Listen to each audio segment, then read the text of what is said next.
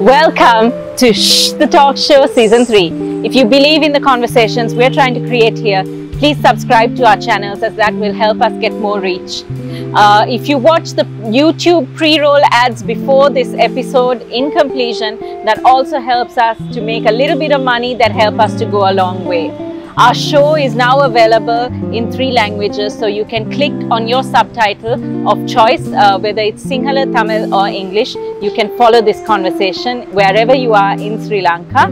And we also welcome you to continue these taboo conversations with us on our social media, which is Facebook, Instagram and Twitter, and also our blog posts coming out and our articles in the Sunday morning newspaper. Enjoy the show.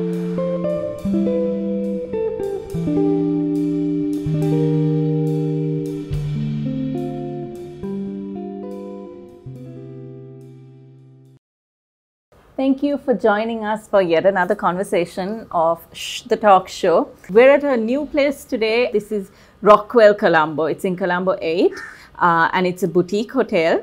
It's private, it's intimate, it's quite chilled out. So thank you, Rockwell, for coming on board as a locations partner. We're going to talk about adoption today.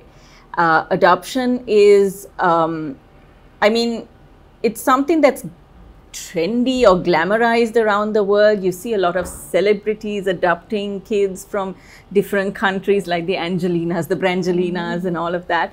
And the concept of adoption is looked at as something good, as something, that you're doing something amazing for another person.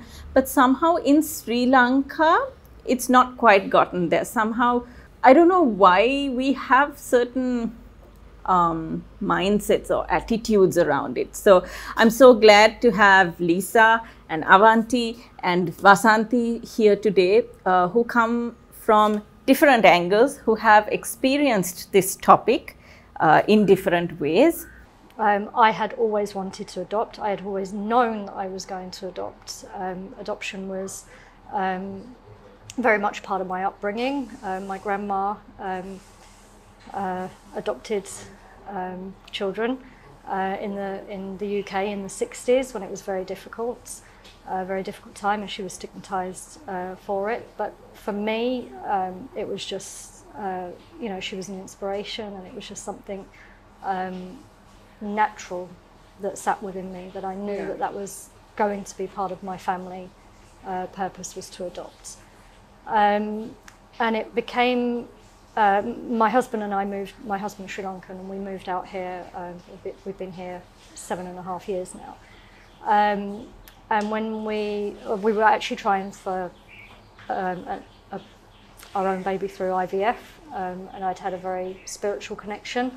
And you tried in Sri Lanka, is it? Yes, yeah, IVF.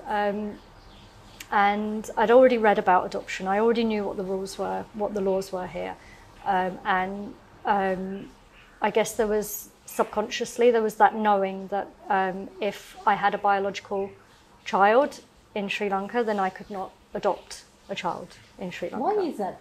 Why can't you be a mother to any child? Why must it be only if you can't have your own? Right? No, actually the reason is because the supply and demand, if I may call it, although I don't want to think of children in a market for adoption. The good thing about Sri Lanka is that there are lots of children waiting for adoption, but there are a number far more, greater than that, parents who want to adopt a child. Yeah. So priority is given to those who can't have children, because they think those who've had their biological children have already got the chance, they've had that opportunity, so let's give those who actually haven't got a child. So that is why priority is given to those who naturally cannot conceive a child. But the law says that you can't if you have a child, the law right? does not prohibit it, but it's prioritized within the system. So if you have a large number of applications and there are only few children to be adopted, they will always give preference to a married couple, not a single person, and a couple who already does not have children. The supply and demand issue was what we faced, because we were matched with twins. When you say matched, I mean, because I don't know how it works, is it that you give a list of preferences, or how does it work? That you can do. We didn't. So some people might want to adopt a certain age range, or certain religion, or some people do. We did not give anything other than we had a preference for a baby because, especially with language barriers with myself, if a child was already old enough to be talking, then that would be a language barrier. So we had the preference for a baby, and we got a phone call 6 months into the waiting list to say that there was twins available. They were 6 months old. They were born very premature, and we had been matched with them if we wanted, and even that concept, if we wanted, was very weird. Did you expect like twins? Were you waiting for one? I always wanted twins. Okay. I've always wanted twins, and in my family dynamic that I had in sort of like my head, but did you expect that call to come through? I did not expect twins at all. But when it came through, it was no surprise. We had later found out that that we had moved up the list because there was a lot of stigma, because the birth mother was disabled, and she had dwarfism, and people did not want to adopt twins or adopt any baby that had come from a disabled mother. I can't understand why that's the case, but I do know that there is, especially I think anyway in Sri Lanka, and I know that I'm digressing, but we have this kind of superficiality in society, right? You're looking for fair children, you're looking for chubby children, you're looking for we were both cute. asked that question, wasn't we? So the only specification that I recall I did make was that we were gender specific, or at least I was. I always wanted a girl, and I'm very glad that I adopted because I only wanted one child. I wanted it to be a girl, and therefore I had a choice. Had I had my natural child, I wouldn't have had a choice over those matters. But when it comes to choosing a child and having particular attributes of that child, I faced that not because we had any specifications, but the probation officer, once he had spoken with myself, and my husband is a foreigner, so he's white. So he came to us and he said, there is this baby girl and she's beautiful, she's fair, she's got curly hair, so she's ideally suited for you. I mean, I'm not fair, I do not have curly hair. In fact, I don't think curly hair is very pretty, that's my observation. But because he identified it as a good option for my husband being white, so, and he couched her in this beauty, in the frame of beauty, and that's how he marketed this child to us. But she's perfect, and everybody keeps saying that she looks like the two of us. With you were surprised when you were adopted at an older age as well, right? I was really dark, I was chubby, and then I was not a baby. A lot of Sri Lankans want to adopt babies and not bigger children. I was 12 years old when I was chosen. Yeah. So I felt like very special when they came and chose me out of all those children. I never had thought of being adopted though. I never had that in my mind until they came and chose me to adopt. That never crossed my mind. I never thought that was possible for an older child with the Sri Lankan system. Nobody wants to adopt bigger children. Yeah. Right? So that was still I can't believe that I was adopted at the age of 12. Yeah, I think that's very lucky because everybody wants a baby. They want to go through the motions of motherhood and have all of that. Yeah. I'm very glad I didn't have to. I got my kid at 2.5 years old. I didn't have to go through those sleepless nights. And the poop in the diapers. We didn't have to. So we are, lucky in different ways. So I'm very glad that there were open-minded parents who wanted an older child. The law, of course, requires a 25-year age gap between the parent and the child. So I would presume that parents. Both parents were above 50. Yeah. Okay. Yeah. And then when you found this out and you said yes, what next? The twins' biological mother was still there caring for them, which was her responsibility. That was the requirement of the convent, to be doing the adoption that way. So she didn't want to keep them? She could not. She was disabled. She was an orphan herself. She had been raped and stabbed. The children were in danger of their biological father. What then happened was we were thrown into a system, unbelievably, where the people that are responsible for protecting vulnerable children in this country were under this mindset of supply and demand. And when we went to meet them, where they had previously been very positive about us adopting, it had suddenly changed. There were suddenly all these blocks and hindrances in our way. And the person responsible would sit there and openly say to me, I have a problem. I have a problem now, you understand? They are twins. This gives me a problem. Why do you deserve to get 2 babies when everybody else only gets 1? I have 2,500 people waiting to adopt and only 400 babies. Do you understand? And she kept saying this to me. And do you understand my problem? And my husband was holding my hand under the table, gripping me like, don't react, because we need to get through this process, and I can't suddenly start, saying, no, I don't understand. You can't separate I don't twins. understand. I mean, I can't imagine what you go through when you make your mind up and you've sort of lost your heart to these babies and then being suddenly told. Well, and the psychological trauma twins, of twins being separated. Right? Their human right is to stay together where physically possible, and it was very physically possible. Yeah. We wanted them together. We were, wanted to give them love and a family and a loving home. And here, this woman was openly telling me that, that supplying the need of all these people that want to adopt was more important than keeping twins together. But we have so many other children in the system, right? It's not just the 400 in that one place. This is the issue. No, well, most of those children are actually not up for adoption. They are in foster care because the parents haven't really given up the rights. So although we see hundreds of children in orphanages and elsewhere, they're actually not up for adoption. And I can understand natural parents. And in our case too, I think the courts perhaps push the parents saying, look, you can't look after this child anymore. You must give up your rights so that she can have a better future. And that was your experience as well, right? I mean, your parents, because you had a large family and your parents were not able to handle the load, right? Because my parents have already abandoned me, there was no such issue with my case. I was free to adopt. Okay. You become so available. Nobody had to sort of sign you over or anything. Not really, only the legal system. Okay.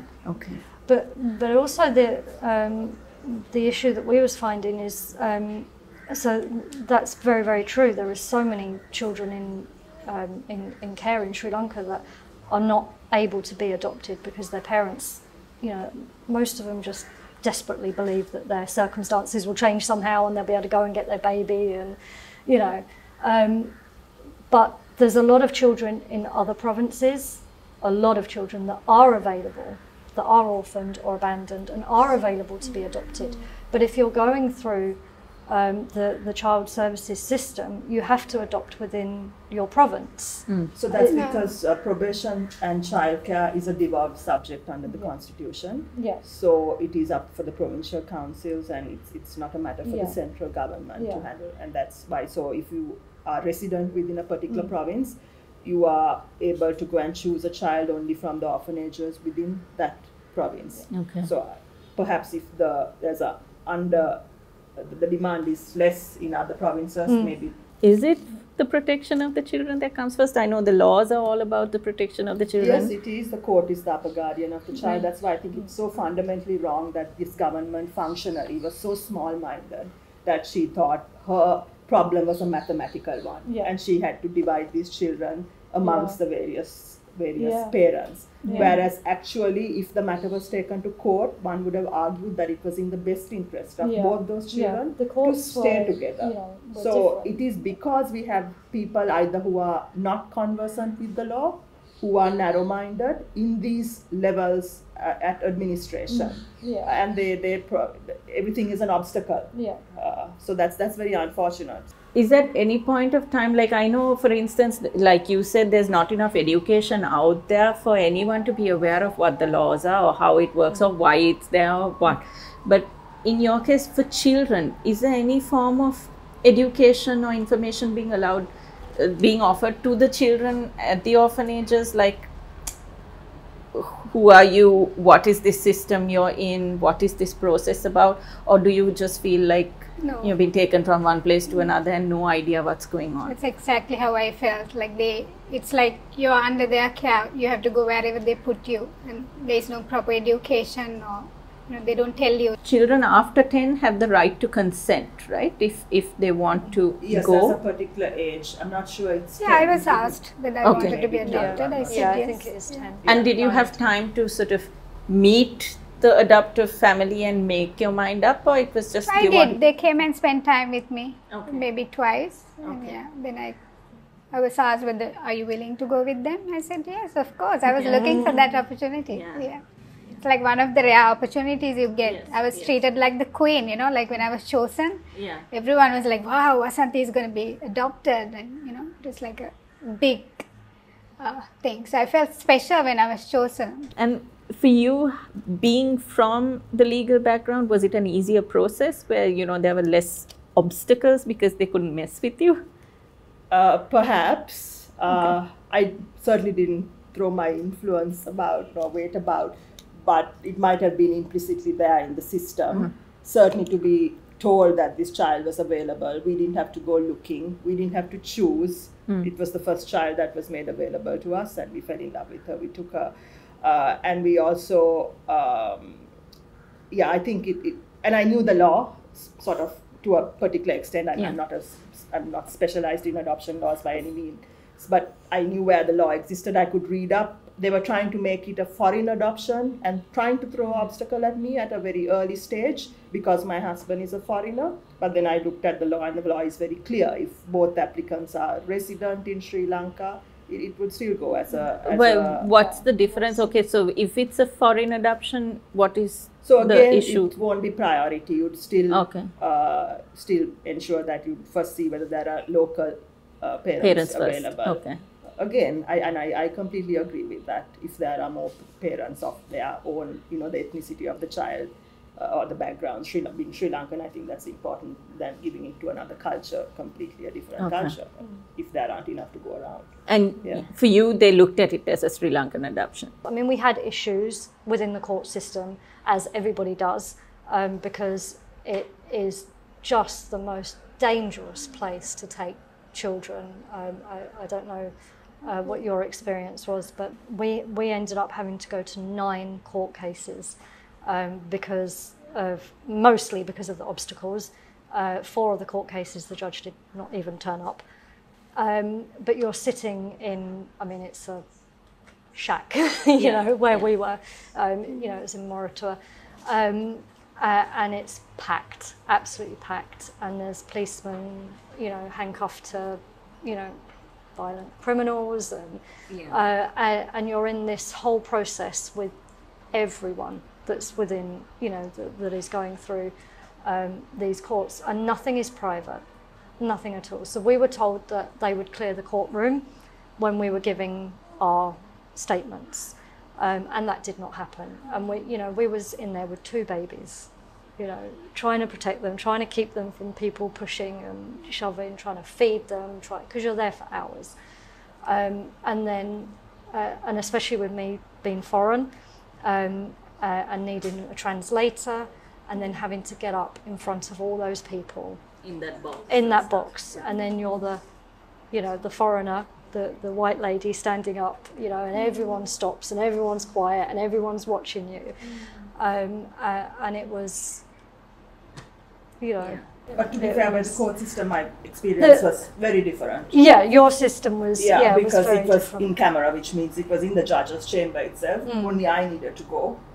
And basically they read out my affidavit. I just answered the questions as asked by my lawyer, and I just said it, and it was over in 10-15 minutes perhaps. Yeah. What is the system like for a child? What was that experience like? Yeah. So first I was taken from this home I was working as a child maid, and then the police found me, and then they sent me to the this home in Ruhunu Lama Nivase. It was an orphanage for only babies. So there were children between maybe 1 month to 5 years old.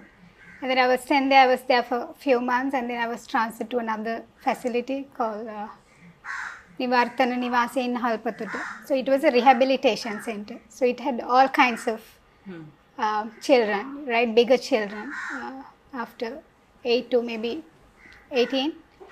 And then it was a very strange situation, you know, when you are taken, like without even telling, okay, we are sending you to another orphanage to send you to school. That's what they said, because I was not sent to school until I was 9 years old. Yeah. And then I was taken there, and I was completely lost. You know, the children were like, you know, crazy, I would say. They're like just naughty, running all over the place, and there were boys and girls, and all kinds of, you know, all kinds of people, children were there. And then the caretakers had like, what do you say, this polu, like, you know, combs, sticks in their hands, and they walk around with a stick. I got really scared when I first went there. And then there was this Rakhi called Mallika who was given in charge, who was a bigger child, right? And then she was the only one, I would say, was kind to me, and everyone else was like, you know, bullying and try to make fun of you. So I was it was a scary situation. But you had her protection. Yeah, she was like the mother kind of figure. So she protected me. Yeah. She bathed me, she plaited my hair and all that. And I was close to her because I was with her. I was kind of protected from the bullies and all that. So they told that I was being, you know, I will be sent to school. So that was running in my mind. I was like, okay, I'm here to go to school. So that gave me hope. Yeah. And then because I could not write or read, they gave me, like, they taught me how to read and write for 2 years in that orphanage. And then, you know, they have a facility like a tuition class where you have to go in the morning and come in the afternoon. They teach you how to write, read, maths, science and all that. So I would say I was taught to read and write when I was 9 years old. Yeah, that's how it all began. And then after giving me, I would say, after they taught me for 1 year, and then they had this examination to see, okay, who's eligible to go to school. And then they had this examination, and I can't believe I became first in that class. And then me and only another child who became first and second, like me and then another boy, we were sent to school. So we had to take a certain score in order to go to school. So it's like I was sent to grade 4 straight away when I was about 11 I would say. Okay. Can you take me through that experience of when they said they wanted to adopt? What did you go through? What are the procedures you went through? Because it was a long time ago, I can't really, you know, recall all the memories. But then when my dada came, he's from Colombo, right? So when you were talking about the, you know, provincial thing, I feel special because my dad came from Colombo to Gaul. Because my brother was also adopted. He was adopted from Colombo. So because my dad was able to put him to Royal College, the commissioner was really impressed. He said, my dad wanted to adopt a girl as well. Okay. And then the commissioner said, okay, because you were able to put your son to Royal College, which is amazing, we are going to give you the permit. You can go anywhere in Sri Lanka and find a girl to adopt. Okay. So that's why he came to Gaul, to Baddegama. Okay. And you met only him or? Yeah, he first came. Okay. And then later on he brought his wife and came. Yeah. Okay. And do you remember what that first meeting was like? Yeah, it felt really good even when I think about it. I remember I was having a wash and suddenly someone came up, Vasantiya noya balanna kawuda, like someone has come to see you. You know, I had no one to come and see me. I was like, oh, who could that be? I remember like, okay, I suddenly came, I wore this dress and I ran and came. I didn't even, you know, towel dry my hair. And then there was this gentleman seated. He looked old, and then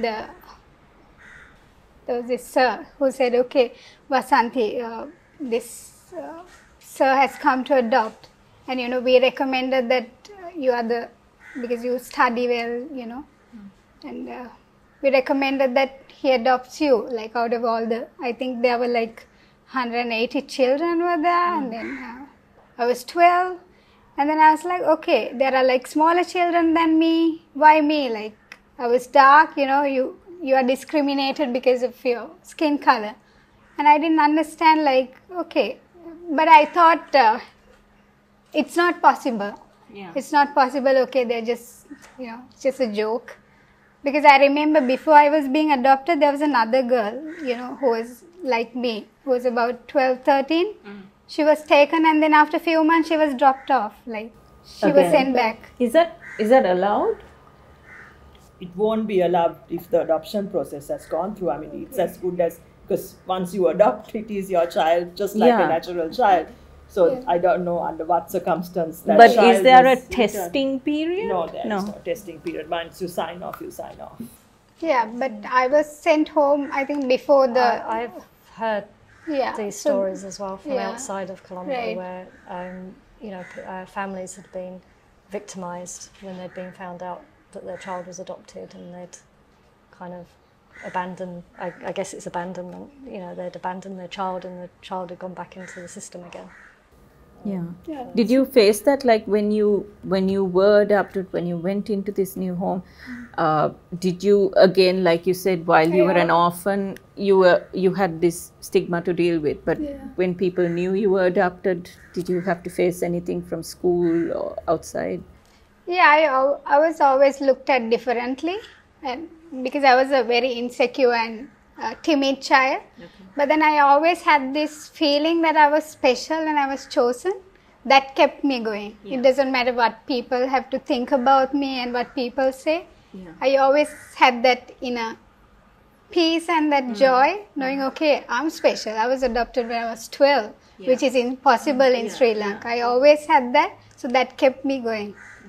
Yeah. And what about you when the babies came home? Did you have to deal with any external sort of views? No, we were very shocked to experience views that the children had bad karma, therefore they should be left in an orphanage.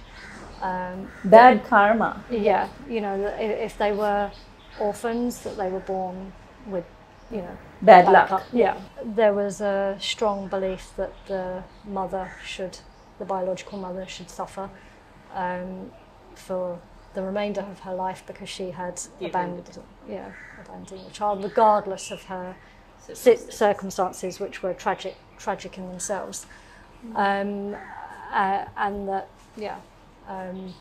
if we were not able to have babies, then we should. That was what we were destined to have, no family. It was shocking to. What's up, society? Like, really? Did you have to answer any questions? Amazingly liberal family in everything, in all any area they have a liberal attitude towards it. So, including my husband's family, my own family, then other generations before mine had also adopted. I'm not making a judgment on those who are natural mothers, but I think natural motherhood is romanticized. That is something wonderful. Pregnancy is wonderful. Childbirth is ecstatic. And frankly, I haven't found any pregnant woman to be attractive. I haven't found stories of childbirth. Okay, so maybe we might edit that one out. I think it needs to be said, because that's so wrong. We romanticize the wrong things. Why don't we call a spade a spade? I mean, why? I don't understand why. I mean, maybe it's not unattractive either, but is it attractive than not being pregnant? I think that's also subjective, I guess. Yeah, and also childbirth, it's pain, right? So I don't see what is so fantastic about giving birth.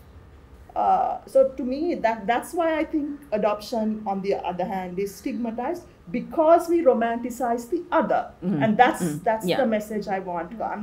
I'm not saying those who opt to have their own children are bad, or I'm not making a negative statement on motherhood. Yeah. But what I'm saying is, it is because it's romanticized. It's just a fact.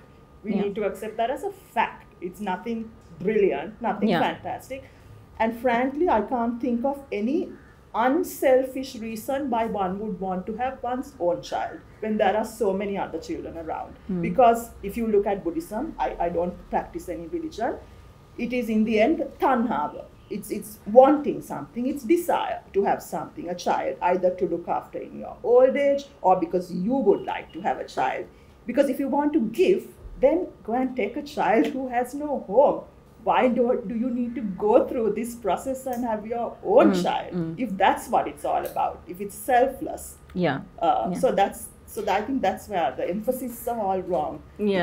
Those who insist on having their child, natural child, they spend so much on IVF, and you go through the mental trauma, the financial, the amount that you invest in that. It's not always successful, and I'm thinking there are so many children out there. Why don't they first think of adoption? Very good point. Right. So I know that again is to do with this romanticized notion of natural motherhood. Would your children obviously will know already that they are adopted, right? Would you want them to find their birth parents? Would you want them to talk to their biological parents? So when we was at the convent, so I was visiting every day for the 9 months. So I did not speak the same language as their birth mother, obviously. So communication was very difficult, but there was usually always someone that could kind of like help. And I had said to her on numerous occasions, because she was really struggling, with the whole process being delayed as it was, and still caring for her babies and having this bond, she did not, if she could have done something to have kept her babies, she would have, would have done. So I'd always said to her, I will always leave pictures and letters at the orphanage on their birthday every year. If you want to collect them, you can, because to me, in the UK, the system in the UK, that's what, the children have the choice to do that, and it is about the child's choice. This is all about the children and their trauma. And I had said to her, when the children are old enough, if they want to come and find you, then that's okay. And I don't think that she really understood that, or she was very shocked, because nobody else was kind of having that option, But the day that we left, the day that the girls came home with us, she was so traumatized and so grief-stricken, and she said to me, no, I can't see them again, because of the guilt that she felt. I said, when they're old enough, you'll see them again. You will see your babies again. I'm sure that you will see, if the babies choose, if they choose to and they're happy with that, then you'll see them. Would you tell them about their mother's circumstances? Absolutely. So my brother adopted just before we did. He's in the UK, and he adopted 2 boys.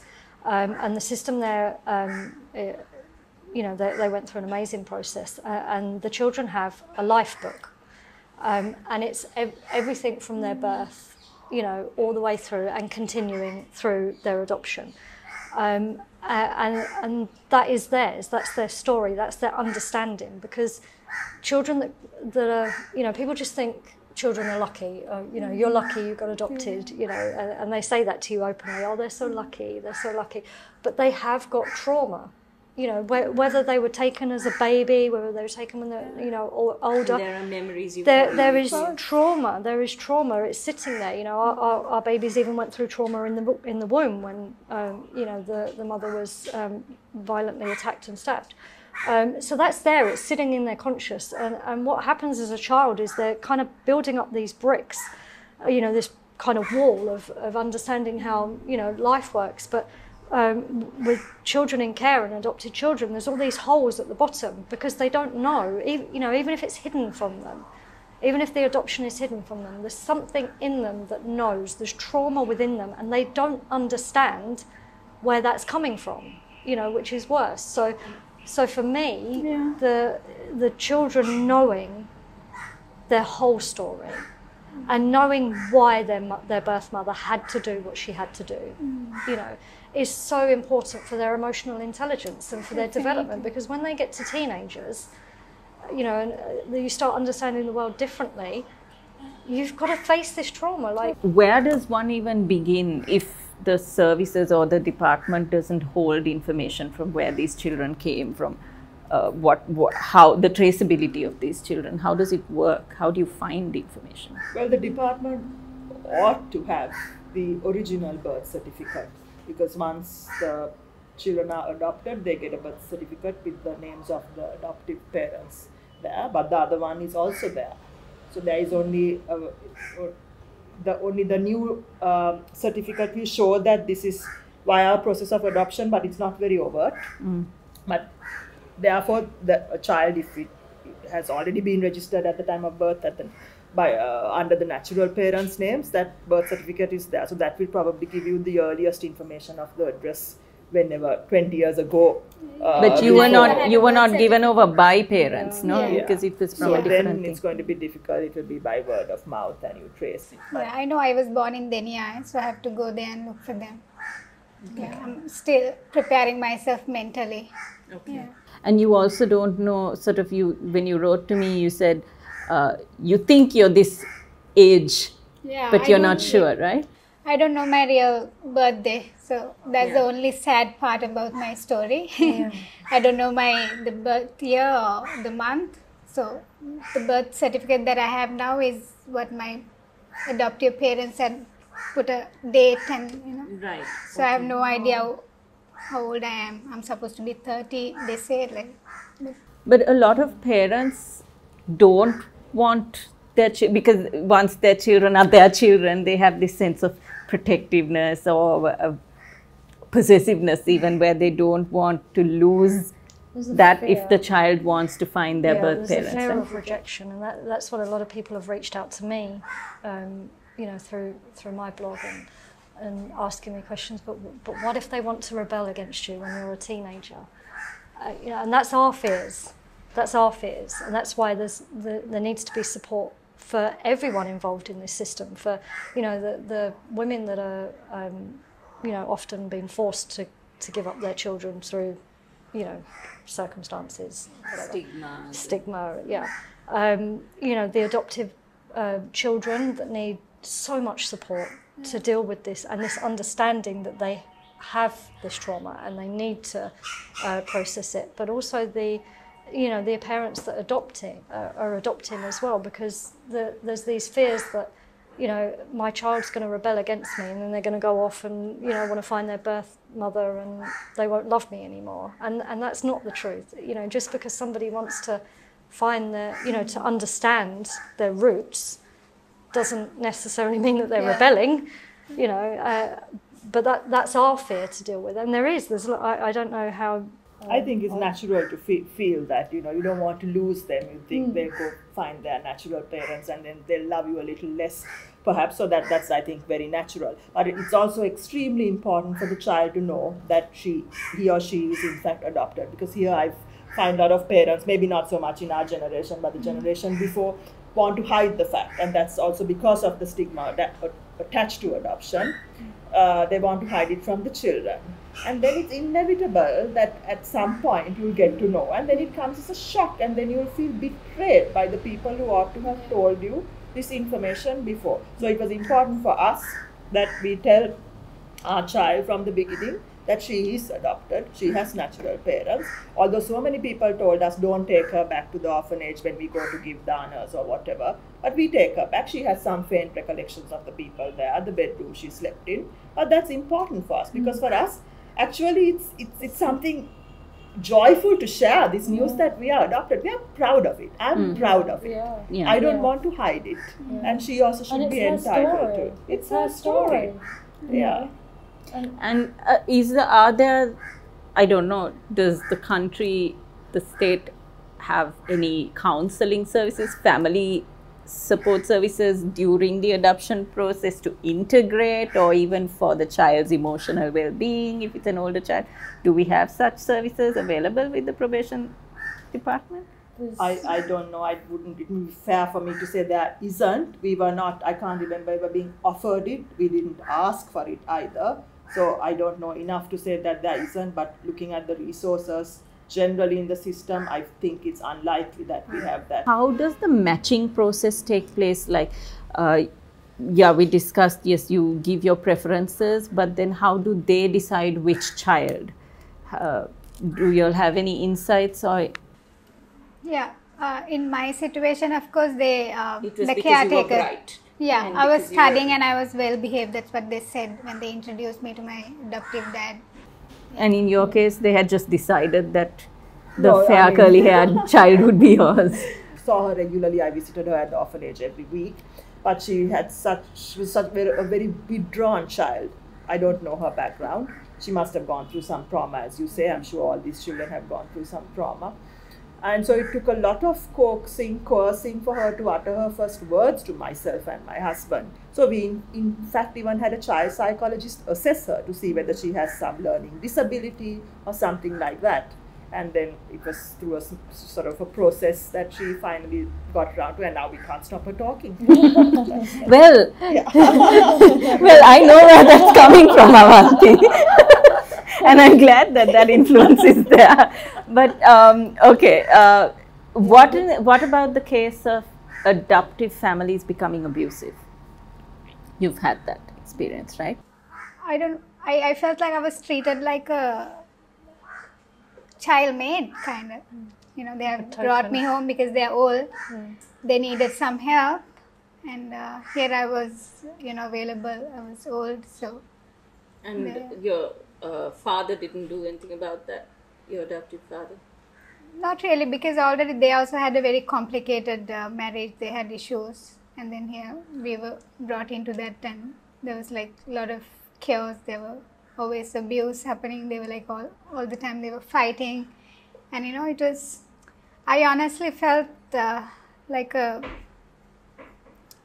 was fallen from the pan to the fire kind of situation. And then I thought, oh, I was happy at the orphanage, you know. But then there's again like that thought going in your mind, no, I'm special, you know, like I had this rare opportunity, like I was chosen out of all these children. So there must be some purpose and I'll be sent to school. My dad was like, you know, he was abusive and he was a very difficult character, but then he didn't favor it. He didn't have any favorites out of me or my brother. Right. So he treated both of us equally. Like if he hit, like we both got hammered, you know, there was no favoritism. Right. But my mom, like, she was like, you know, I saw her like bringing fruits and all that and hiding in the bedroom and giving him, and me like just you know, she never even called me or she never gave me, like she didn't even have a proper conversation. And I used to wonder, did she really want me? Like why is it that single people can't adopt? For instance, a single woman in India, you can do that, right? Why is it? No, they can. Actually, the law is phrased that it is in the singular form. It says an applicant who wishes to adopt, and that's how section 1, I think, of the adoption ordinance actually begins. But as I said, it goes back to prioritization. So if there are couples who want, married couples who want a child, doesn't it specify that you have to be married? It No, then goes on to say yes. So it says it begins in the singular form, an applicant who. But if there are two people who want jointly to adopt, they cannot, provided that if they are spouses, they can make an application. So that's how the law. So if they're prohibits, unmarried partners, it's not recognized as a family unit. Because jointly two people cannot adopt unless they are married. I think it's a child's right to have both parents. Okay. Right? They have already gone through that trauma, and without having parents, going into a single parent home is not the best. That's my personal. That's the way the system also thinks. Right. They think, although we are, I think, all come from very. But is that not a stigma in Sri Lanka as well? Because in England, that's very different, you know. And I know a lot of single people that have adopted and give incredible homes because they have a family support system. A lot of people who don't have children that whom I speak to, they can't have children, but they are not willing to adopt, right? I don't know why, like, it's their personal choice. Yeah, at the end of sometimes the day. that's a stigma that we have, that if it's not yours, Yeah. it's you feel almost, I've got that from a lot of people where it's like chi, you know, where I've approached them with the conversation like, would you adopt? No, I must have my own, or you know, or you get the in-laws, the couple might want to adopt, but then you have that mother-in-law seated on her Hansi Putwa saying, no freaking way. No, but there can be one partner in the couple, in the relationship, who likes to adopt, but the other. So that's all because we have people with different mindsets. So as you said, this romanticized view of what parenthood is. Motherhood, narrow-minded about adoption, the pedigree of the child, like you're taking a pedigree dog into the home as opposed to a street dog, which we all now advocate. Then you have others, like you said, who will say bad karma. They don't realize that one's own child, if you believe in karma, that is, may come into this world carrying bad karma, or you may carry bad karma, and it may be bad karma to adopt any child or have your own child. And they all, you know, everyone wants to put their perceptions on another object. This stigma in society, where in relationships, right, you get into a relationship and you're looking at marriage, you will invariably have the family asking, where is this person from, who are her parents, or you know, what is his background and all that. And do you ever wonder if this will be a problem for your children, or do you have you ever sort of in romantic situations, I don't know if you've been in relationships? Okay, so have you had that issue of his ecosystem questioning where you come from? The thing is, like, I'm a very confident woman today, right? I'm secure in myself and I'm proud of my roots, and I openly talk about it with everyone. I've always been open about my adoption, my story, my past. So it's not about what people think about me. At the end of the day, it's how what you think about yourself and how you carry yourself. So because I'm proud of myself and my story, what people think has not made any negative impact on my life. And also the man that I'm with, my fiance, he's super proud of me, right? The person that I've become. And his parents also, his mom, his grandma, his whole family, like, they're proud of me. I think it's who you choose to become, right? Like how you perceive your situation. So that's what, like, I'm proud of myself. It doesn't matter what people have to. You have every right to be, but do you wonder sometimes, because society is what it is? I have seen a lot of situations like that. You know, some of the girls who were with me at the orphanage, I'm in touch with few of them. Some have like gone through broken marriages, and then, you know, them walking into a abusive marriage, and then their in-laws treating them differently, and because you didn't come with a family or you didn't bring any dowry, you're being mistreated, and you know. And one girl, like, I was able to, she's staying at my place right now, and with her child, and she was just given away to this man.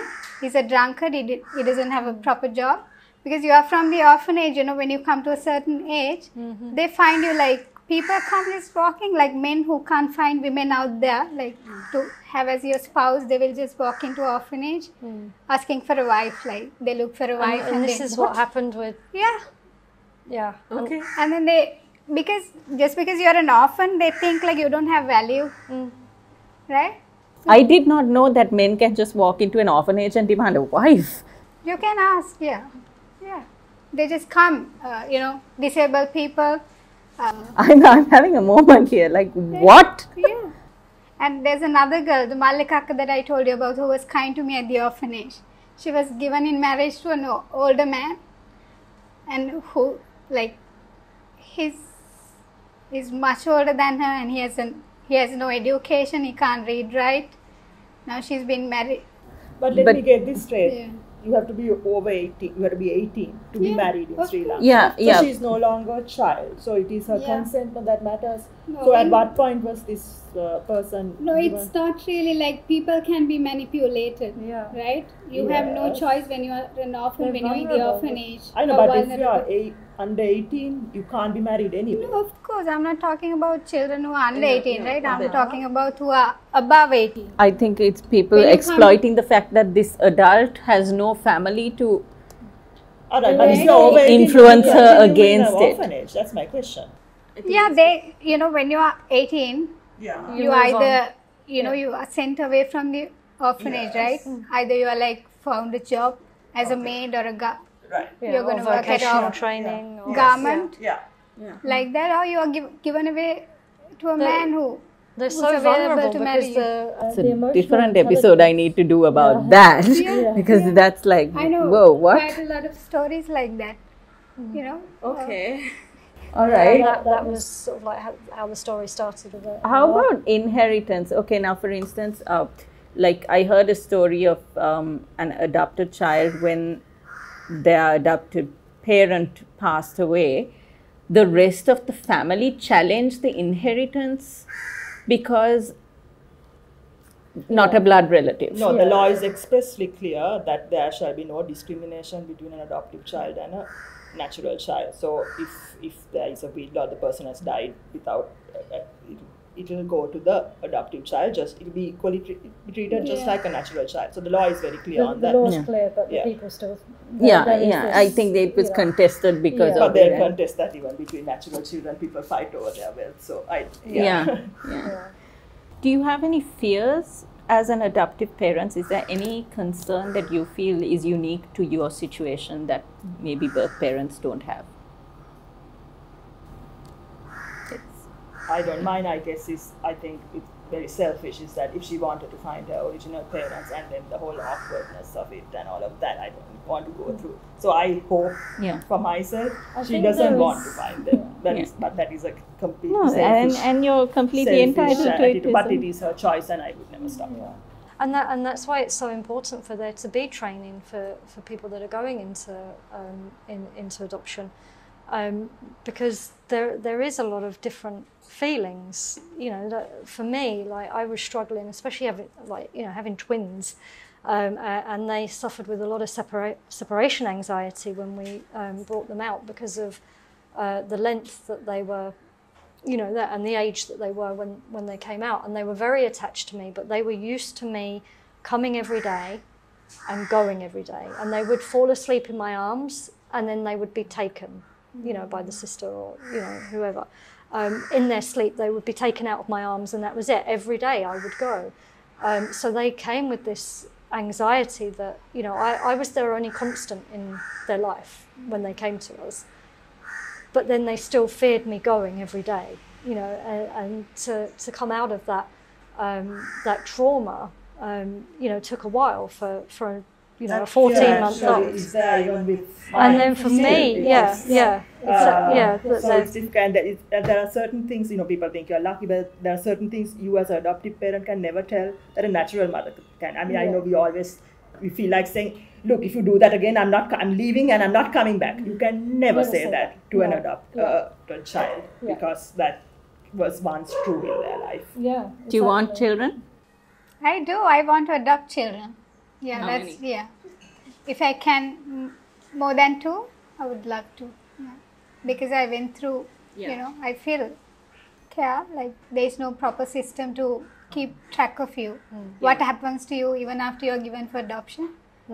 So there's no proper system, like even when I was being abused or whatever, there was no one that I could go to. I was There's no social workers that are, no, nothing like that. Once you're given, you're just forgotten.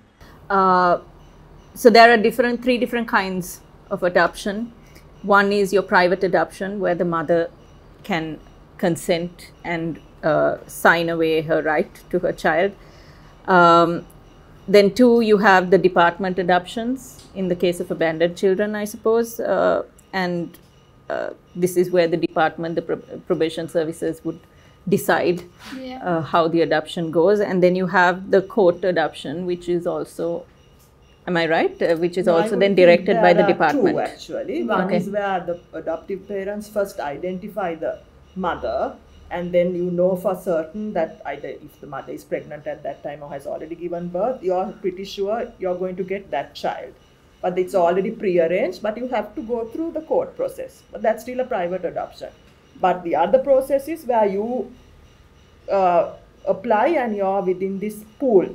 And then the probation department will put out a list every month or every 2 months saying these are the children available. Now you can choose from amongst them. But that also has to go through the court process. From what we've found in Sri Lanka, there are certain legal restrictions to adopting children. One is that the applicant should be 25 years or above and at least 21 years older than the adoptee. However, the court may make an adoption order even if the applicant is less than 21 years older, provided that the adoptee is a direct descendant of the applicant, a brother or sister of the applicant, either full or half blood, or a descendant of any such brother or sister. Or if the child of the wife or husband, as the case may be, of the applicant by another father or mother. If the sole applicant is male and the adoptee female, no adoption order shall be made unless there are special circumstances justifying such an order.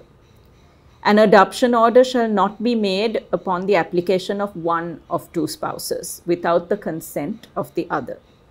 An adoption order shall not be made without the consent of the parent or the guardian of the adoptee and in respect of a child over the age of 10 years without the consent of the child.